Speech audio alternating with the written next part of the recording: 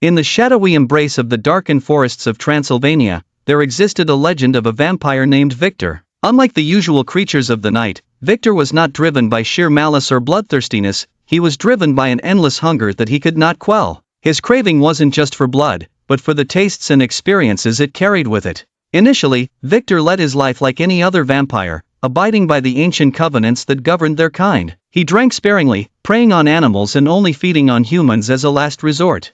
But as decades passed, something changed. An unexplainable famine overtook him, gnawing at his insides.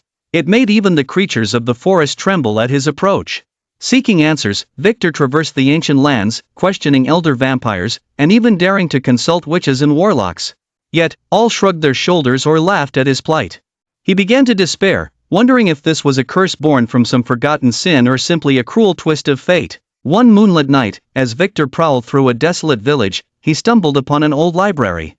The structures seemed as though they had arteries of their own as the shadows cast by Victor danced along the cobwebbed walls.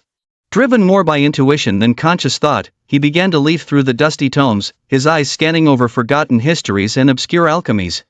Within these crumbling pages, he found a tale of a hunger that transcended time, a hunger said to be cured only by a rare and ancient remedy.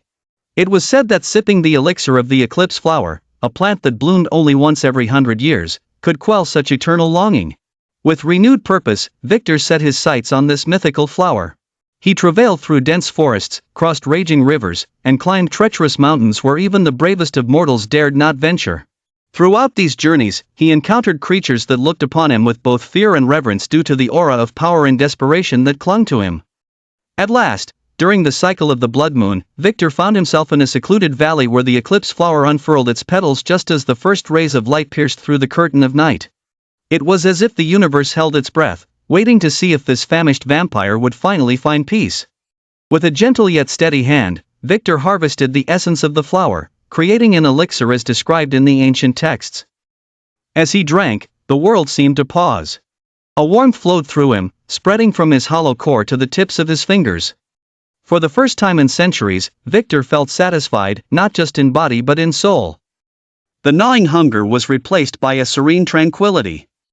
As the last flickers of night faded into dawn, Victor realized that perhaps hunger, like all other truths in the universe, was more than just a physical longing, it was a reminder of the immortality of yearning itself. Satisfied and at peace, Victor vowed to pass on his knowledge of the eclipse flower to a select few, those who, like him, might one day need to find solace.